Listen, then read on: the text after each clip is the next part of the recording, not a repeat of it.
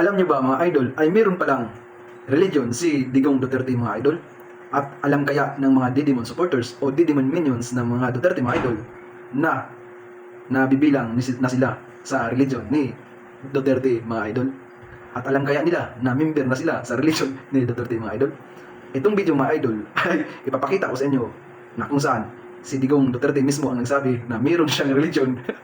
At ang pangalan nito mga idol ay Iglesia ni Rodrigo Colto na Madilis. Ops, mga Didimons Minions, huwag kayong magalit sa akin dahil hindi ako ang may sabi nito, kundi ang Poonyo mismo ang nagsabi nito.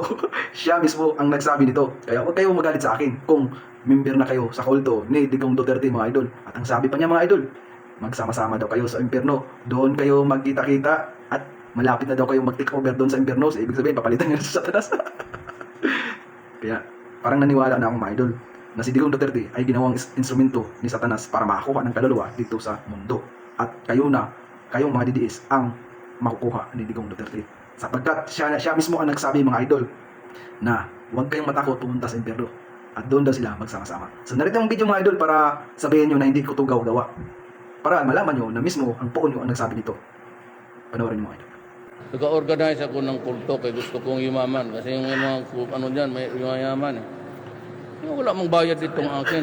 Libre.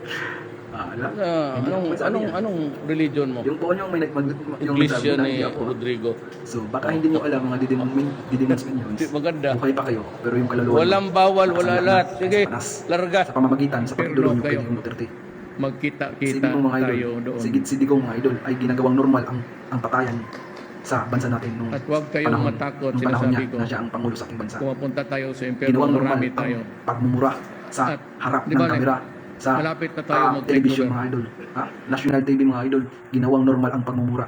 Alam naman natin mga idol na ang pagmumura kahit kailan ay hindi naging tama. Di ba mga idol? Pero pagdating sa puon ng mga Didimons Minions, si Digong Duterte ginawang normal. Kaya makita natin mga idol, naging ano na to sa mga kabataan, mga idol. Tingnan mo mga bata ngayon, 3 to 5 years old ang lulutong magmura mga idol. Dahil yan sa nakikita, narinig nila kay Digong noon mga idol. Ginawang normal ang pagmumura, ginawang normal ang pagbabastos. Isipin mo mga idol kung matinong tao pa itong poon nila. Panginoon, babastusin mo. Kung gusto niyan mo yung kapangyarihan ng Panginoon, mumurahin mo yung Panginoon. Tapos itong mga Didimons supporters, tuwang-tuwa pa, nagpalakpakan pa nung minura ni Digong ang Panginoon. Tinawag ni Digong Duterte ang Panginoong Jesus na buwang. Pinagtatawanan yung Last Supper painting ng Panginoong Jesus at yung kasama niyang mga apostol. Tapos kayo mga Didimons, tuwang-tuwa kayo. So, bagay talaga kayo tawaging Didimons supporters ng mga Duterte. Dahil sa pagiging idolo nyo sa mga Duterte, naging masama kayong tao. Grabe. Isipin mo, naging normal na sa inyo yung mali ginagawa nyo ng tama dahil sa puon nyo.